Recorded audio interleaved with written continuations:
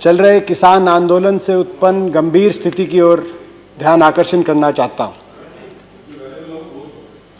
आज 4 फरवरी को किसान आंदोलन का ये 72वां दिन है। सारी सर्दी बारिश में लाखों की तादाद में लोग किसान आंदोलन में शामिल हैं। इस दौरान 11 राउंड बातचीत के सरकार और किसान के बीच बेनतीजा बातचीत के 11 राउंड हुए। फिर भी आज जो स्थिति है, टिकरी बॉर्डर पे पहली ट्रैक्टर ट्रॉली से आखिरी ट्रैक्टर ट्रॉली तक 4-5 लेन 17 किलोमीटर लंबा धरना। सिंगू बॉर्डर पे पहली ट्रैक्टर ट्रॉली से आखिरी ट्रैक्टर ट्रॉली तक 21 किलोमीटर लंबा धरना। अलग अलग गाजीपुर बॉर्डर पे बाकी जगह कई लाख लोग आज भी इन धरना स्थलों पर विश्वास रखे, अपने मन में शांति और संयम से बैठे। पिछले इन 72 दिन में इन धरनों स्थलों से 194 किसानों के शव, जिन्होंने अपनी जान कुर्बान कर दी, शहादत दे दी, अपने अपने गांव में वापस लौटे। ये वो लिस्ट है। कोई पूछ रहा था कि कौन है, गांव का नाम है, परिवार का नाम है, उनका कौन सा भाई चीन की सीमा पे तैनात है, कौन सा भाई पाकिस्तान की सेना पे तैनात है, उनके नाम मैं रखना चाहता हूं।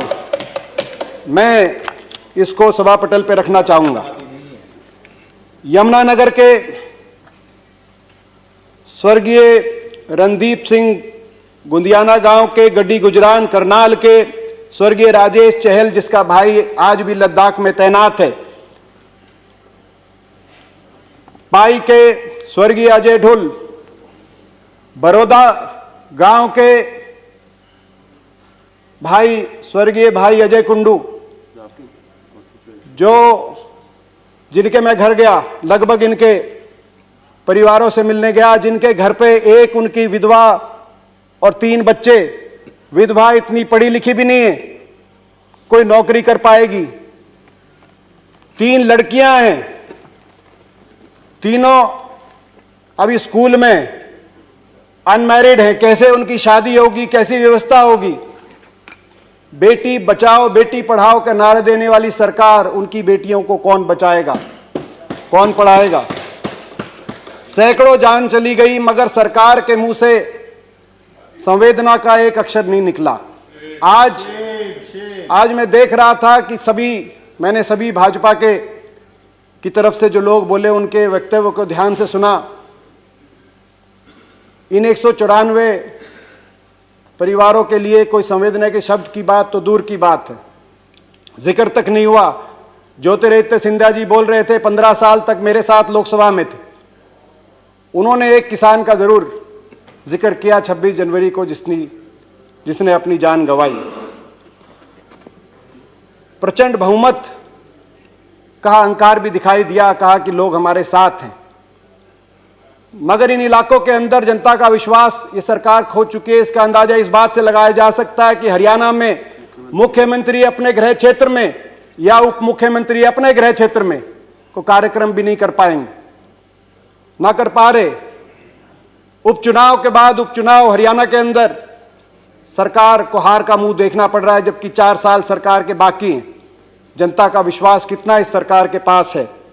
मैं सभापति महोदय कहना चाहता हूं, ये जो धरने टिकरी बॉर्डर पे, सिंगू बॉर्डर पे, ये मेरा गृह क्षेत्र है, मैं वहीं से आया हूं। मैं इन धरनों पे गया हूं, एक एक ट्रॉली के अंदर झांक के मैंने किसान से बात करी है, मैं इन घरों में गया हूं।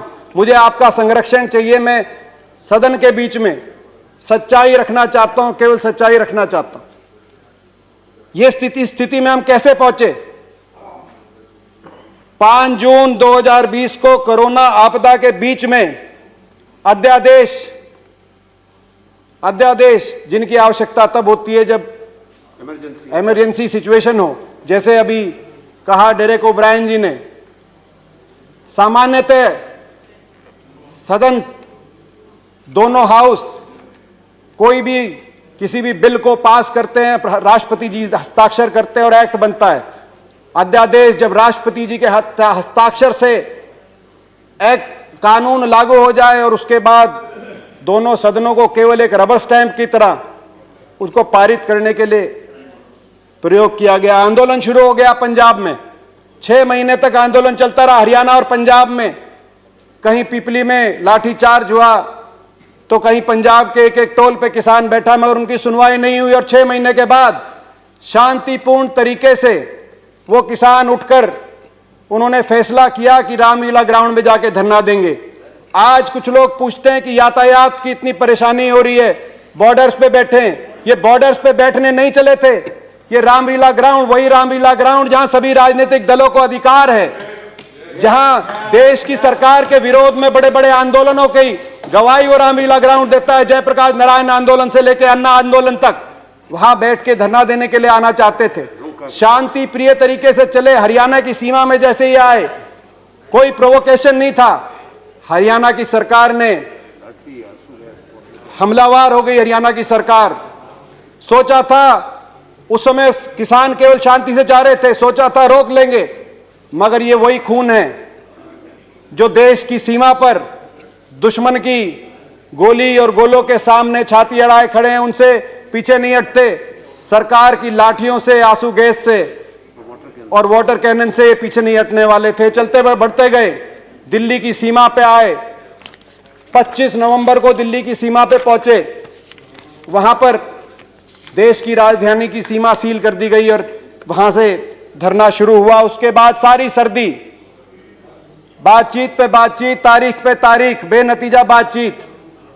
और आखिरी दौर में भी जब 11वां राउंड हुआ तो सरकार ने बातचीत एक तरफा अपनी तरफ से बंद करी और अपमानित करके 5 घंटे तक बैठे रहे सारे किसान संगठनों के प्रतिनिधि। और 5 घंटे के बाद उनको बताया गया टेलीफोन पे कि सरकार की तरफ से बातचीत समाप्त हो चुकी है। उसके बाद उठ के गए। 26 जनवरी की घटना का जिक्र हुआ। 26 जनवरी को जो कुछ भी हुआ, लाल किले पे जो हुआ वो असहनीय। कहीं कोई उपद्रव होता है, असहनीय। उसकी जांच भी होनी चाहिए, जो दोषी भी हों उनके खिलाफ कड़ी से कड़ी कार्रवाई भी होनी चाहिए। लेकिन न्याय का तकाजा है, दोषी तो बचे नहीं मगर निर्दोष फंसे नहीं। यह व्यवस्था है न्याय की हमारे देश में। 26 जनवरी की जब घटना आई तो इस घटना की निंदा सारे किसान संगठनों ने करी। उन्होंने सबने अपने आप को इस घटना से अलग कर दिया और कहा जो दोषी हैं उच्च स्तरीय निष्पक्ष जांच हो। तरह तरह के लोगों के नाम सामने आ रहे हैं। कई लोग कुछ राजनीतिक दल से संबंधित भी हैं, कई लोग कईयों के इलेक्शन एजेंट भी रहे हैं, मगर मैं आज उस विषय में नहीं जाना चाहता। उनके नाम सामने आ रहे हैं, सारे तथ्य सामने आए, दोषियों के खिलाफ सजा हो। सारे किसान संगठनों ने कहा उनकी बात पे यकीन किया जाना चाहिए। इसीलिए किया जाना चाहिए कि ये 2.5 महीने से बैठे, मेरे इलाके में बैठे, मेरे गृह क्षेत्र में बैठे, 2.5 महीने में पुलिस के थानों से आप पता करा लिए सभापति महोदय, लाखों की तादाद में बैठे हैं। किसी को तंग करने की बात तो दूर है, किसी की तरफ हिंसा की बात तो दूर है, किसी एक रेडी वाले से एक मूंगफली और एक केला भी अगर किसी ने छीना हो, इन किसानों ने किया हो, एक कंप्लेंट पुलिस में आई हो, या 26 जनवरी को भी किसी दिल्ली के थाने में एक कोई दुकानदार, एक कोई रेडी वाला पहुंचा हो कि ये मूंगफली भी ली है किसी ने, वहां जाके आप पता करिए। लोग कहेंगे कि किसान ने अपना पीपा हमारे साथ, अपने साथ साथ हमारा भी भोजन का इंतजाम यहां पे जहां पे बैठे हैं उन्होंने किया है। इनकी बात पे इसीलिए भी यकीन किया जाना चाहिए कि इन धरनों से 200 लाशें, लगभग 194 लाशें जब वापस गई, आदमी विचलित हो जाता है, उत्तेजित हो जाता है। गुलाम नबी आजाद साहब ने बड़े बड़े किसान आंदोलनों की याद दिलाई इस सदन को और कहा कि हर आंदोलन में सरकार झुकी थी, चाहे ब्रिटानिया सरकार हो या आजाद भारत की सरकार। और यह आंदोलन इसलिए अलग है क्योंकि सरकार झुक नहीं रही। एक और वजह से आंदोलन अलग है, चाहे वो पगड़ी समाल जट्टा आंदोलन हो 1905 का, चाहे वो चंपारण सत्याग्रह हो, चाहे वो बरदौली का आंदोलन हो गुजरात का। किसी आंदोलन में इतने किसानों ने अपनी जान कुर्बान नहीं करी जितने इस आंदोलन में जुर्बान का किसान कर, मगर ये विचलित नहीं हुए। लाशें इन धरनों से अपने अपने गांव में जाती रही, विचलित नहीं हुए, शांति से संयम से बैठे रहे। इनकी नीयत का अंदाजा उससे लगाना चाहिए देश को। न्याय का तकाजा था, दोषी बचे नहीं और निर्दोष फंसे नहीं। लेकिन क्या हुआ इस घटना के बाद? इस घटना के बाद निर्दोष लोगों पर को निशाना बनाया गया। झूठे मुकदमे किसान पर, पत्रकारों पर। किसान आंदोलन को बदनाम करने के लिए मीडिया का एक तबका, साजिशें और षड्यंत्र बड़े बड़े रचे जाने लगे। किसान की आवाज को कुचलने के लिए प्रचार तंत्र हमलावर हो गया, प्रचार तंत्र झोंक दिया गया। प्रजातंत्र नहीं, प्रचार तंत्र। आज ये प्रजातंत्र नहीं है, प्रचार तंत्र है। प्रचार से, प्रचार के लिए, प्रचार द्वारा प्रचार तंत्र। देशद्रोही बताया गया जो इन धरनों में बैठे हैं, देशद्रोही बताया गया। कहा कि आतंकवादी हैं, चीन पाकिस्तान से फंडेड हैं, गद्दार हैं। मैं पूछना चाहता हूं, जो बाप यहां बैठा है जिसको गद्दार बताया जा रहा है, देशद्रोही बताया जा रहा है, उसका बेटा चीन की सीमा पे तैनात है। अगर वो गद्दार है तो वो उसका बेटा क्या है? मैं सदन से पूछना चाहता हूं। मैं माननीय रक्षा मंत्री से पूछना चाहता हूं, ये जो दिल्ली के आसपास का इलाका है, हरियाणा, पंजाब, पश्चिमी उत्तर प्रदेश, राजस्थान, जय जवान जय किसान को चरितार्थ करती हुई भूमि, मुझे गर्व है। मैं इस भूमि का एक बेटा हूं, मैं किसान का बेटा हूं। ये भूमि, ये वही भूमि है। मैं केवल हरियाणा की बात करूं, हर 10वां सैनिक फौज का आज भी हरियाणा से। 20% हमारे खाद्य भंडार, आज हरियाणा का किसान मेहनत करके 20% खाद्य भंडार भंडार काम करता है। देश के लिए 40% मेडल, चाहे ओलंपिक हो, कॉमनवेल्थ हो, एशियाई खेलों में हरियाणा के खिलाड़ी लाने का काम करते हैं। जब ओलंपिक में और एशियाई खेलों में उस किसान का बेटा देश का झंडा ऊंचा करे, उस किसान का बेटा जब सीमाओं से तिरंगे में लिपट के शहादत देकर वापस आए, आज उस किसान को तिरंगे के ऊपर उपदेश दिए जा रहे हैं। मैं पूछना चाहता हूं, उससे ज्यादा कौन देशभक्त हो सकता है? मैं पिछले हफ्ते बताऊं, मैं अपने इलाके की बताना चाहता हूं, इस इलाके के बारे में। मैं पिछले हफ्ते में मेरे क्षेत्र में, मेरे गृह क्षेत्र में 3 डेड बॉडी आई, एक अरुणाचल से, एक लद्दाख से। सिवाना गांव बेरी के अंदर बीएसएफ के जवान शहीद सचिन, गांव जूडी कोसली के अंदर शहीद दीपक कुमार यादव, और खरखड़ा गांव के अंदर शहीद कैप्टन जगतार सिंह। 3 बॉडीज वापस आई, 3 बॉडीज देश की सीमाओं से वापस आई, शहादत दिए। और 1 दर्जन किसानों की, उनके परिजनों की डेड बॉडी दिल्ली की सीमाओं से उन्हीं गांव में वापस गई। मगर दुर्भाग्य यह है उसी जवान को, उस जवान और उस किसान को आमने सामने खड़ा कर दिया गया है। उनके बीच में कंक्रीट की दीवार और कीलें लगा दी गई हैं। मैं कहना चाहता हूं सरकार से, दिल्ली की सीमा पर लगी हुई ये कीलें लोकतांत्रिक मूल्यों के ताबूत में सियासत की कीलों के रूप में आपने लगाई हैं। मगर यह भी मैं बोलना चाहता हूं, आपसे हृदय से बोलना चाहता हूं, लाठी तंत्र कभी लोकतंत्र को नहीं हरा सकता। देश का अन्नदाता कभी धनाढ्य और उद्योगपतियों का गुलाम नहीं बन सकता। इन कीलों को, इन नफरत की कीलों को किसान, इन नफरत के कीलों को जो उगाया है सरकार ने, नफरत की कीलों की जो खेती की है, इसकी भी कटाई किसान अपने प्यार की दराती से करना जानता है। इस सब के बाद भी सच आएगा। सच में ताकत है, सच आएगा। इंटरनेट, आज मेरे पूरे इलाके के अंदर इंटरनेट बंद है। आपके इंटरनेट, आपकी दीवारें, आपके पहरे, आपकी कीलें सच को रोक नहीं पाएंगी। सच बाहर आएगा, एक दिन सच जरूर आएगा और हम न्याय और अन्याय की लड़ाई जरूर जीतेंगे। एक आशा जगी थी प्रधानमंत्री 3-4 दिन पहले, एक बात आई प्रधानमंत्री जी की तरफ से कि मैं दूर नहीं हूं, एक टेलीफोन कॉल, मैं बहुत नजदीक हूं, एक टेलीफोन कॉल की इंतजार है। आशा कुछ जगी थी, मगर मैं पूछना चाहता हूं, उसके बाद 4-5 दिन से हुआ विपरीत।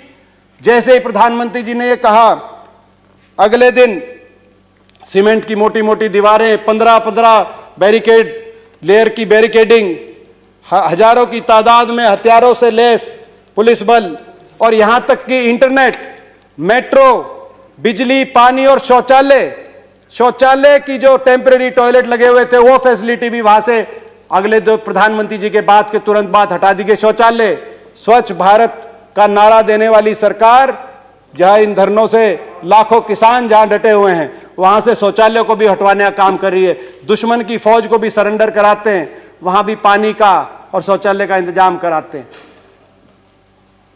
मैं पूछना चाहता हूं, ये कौन है? प्रधानमंत्री जी तो कह रहे हैं कि हम किसान के नजदीक है, बाय एक फोन कॉल दूर हैं। मैं पूछना चाहता हूं, कौन है जो मगर प्रधानमंत्री जी और किसान के बीच में दूरियां पैदा कर रहा है पिछले 3-4 दिन में? ये किसान देश की राजगद्दी पे कब्जा करने नहीं आए। ये किसान क्या मांग रहे हैं? ये केवल ये मांग कह रहे हैं कि जो सरकार ने दिया उसको भी लौटाना हम चाहते हैं।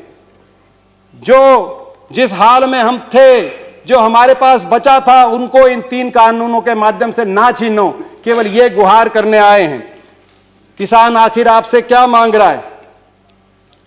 एमएसपी को बचाने की और उसको मजबूत करने की लड़ाई किसान लड़ रहा है। वही एमएसपी जो संविधान सभा में 1948 में सबसे पहले मेरे स्वर्गीय दादाजी चौधरी रणबीर सिंह जी ने जिसकी मांग करी थी कि किसान को न्यूनतम समर्थन मूल्य उसकी फसल पे देना पड़ेगा, किसान को बचाना है, तो उस एमएसपी को मजबूत करने, उस एमएसपी को बचाने के लिए किसान लड़ाई लड़ रहा है।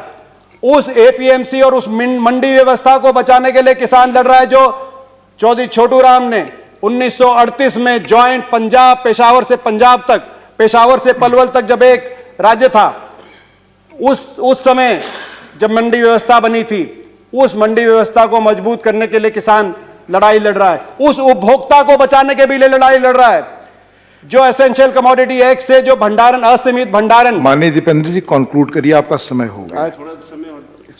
ऑलरेडी समय अधिक हो गया। हाँ, समय अधिक हो गया। तो उस उपभोक्ता को बचाने के लिए भी लड़ाई लड़ रहा है। जो उपभोक्ता, जो असीमित भंडारण, जमाखोरी की छूट के बाद किसान कह रहा है कि मुझसे अगर आप सस्ते में खरीद कर उसको भंडारण करके और उपभोक्ता को बहुत महंगे में बेचेंगे, तो जो मुनाफाखोरी होगी उससे उपभोक्ता को भी बचाना है। उस उपभोक्ता के लिए भी किसान लड़ाई लड़ रहा है। किसान ये लड़ाई लड़ रहा है। आज किसान इनके साथ साथ अपने स्वाभिमान, अपने आत्मसम्मान की भी लड़ाई लड़ रहा है। मैं सदन के माध्यम से इस सरकार से एक किसान के बेटे होने के नाते हाथ जोड़ के मैं कहना चाहता हूं, स्थिति की गंभीरता समझें। अपनी प्रजा की बात मानने से कोई शासक छोटा नहीं होता। अपनी प्रजा की बात मानने से कोई सरकार, किसी सरकार की हार नहीं होती। किसान की बात समझे, किसान के इन 3 कानूनों को वापस ले सरकार। किसान के ऊपर झूठे मुकदमे जो बने, उन मुकदमों को सरकार वापस ले और बड़ा दिल दिखाए। मैं कंक्लूड करता हूं अभी। उन मुकदमों को भी वापस ले सरकार, बड़ा दिल दिखाए। सरकार को बड़ा दिल दिखाना पड़ेगा ताकि देशभक्त किसान के दिल में कोई अविश्वास पैदा ना हो, कोई अविश्वास पैदा होने की गुंजाइश ना हो। मैं इसके साथ साथ ये भी कहना चाहता हूं, जिस तरीके से इस आंदोलन को बदनाम करने के रंग दिए गए, मैं एक उदाहरण देके प्लीज एक उदाहरण देके मैं अपनी बात खत्म कर रहा हूं। मेरी पार्टी का टाइम, एक उदाहरण देके अपनी बात खत्म कर रहा हूं। एक अखबार में, आज एक अखबार में बात छपी है, दैनिक भास्कर अखबार में। अंदाजा लगाएं आप कि कौन बैठे हैं। मुझसे पूछा गया अभी कि कौन बैठे हैं यहां पर। कहा गया बीजेपी की तरफ से। फिक्र, बड़ौदा के 78-78 साल के पति का हाल जानने आंदोलन में पहुंची रामरती 54 दिन के बाद पति को देखकर छलके आंसू, बोली, बालका के बाबू तू ठीक से। 54 दिन। मैं सरकार को कहना चाहता हूं, किसानों की बात माने हाथ जोड़कर, और आत्ममंथन भी करे सरकार। यह आत्ममंथन का भी समय है सरकार का। आप आत्मनिर्भर की बात कर रहे हैं, अभी बोल रहे थे कि भाई किसान के लिए क्या किया। ये वही किसान है। आजादी के समय 30 करोड़ का पेट पालने के लिए बाहर से आपको लाना पड़ता था ना, आज 135 करोड़ देश का पेट पालने का काम। सभापति, मुझे आखिरी वाक्य, 135 करोड़ देश का पेट पालने का काम सरकार, ये किसान करते हैं, और फिर भी एक्सपोर्ट की गुंजाइश रखते हैं। आत्मनिर्भर इन्होंने बनाया है। आत्मनिर्भर बनाने की आप बात करते हो। मैं चेतावनी देके आपको अपनी बात समाप्त करता हूं। आत्ममुग्ध सरकारें, भूपेंद्र जी आप तो हिंदी के ज्ञाता हैं, आत्ममुग्ध सरकारें आत्मनिर्भर भारत का निर्माण नहीं कर सकती है। चेतावनी मैं देना चाहता हूं। और एक वाक्य के साथ अपनी बात खत्म करता हूं। जय जय जवान, जय किसान, जय हिंदुस्तान। धन्यवाद।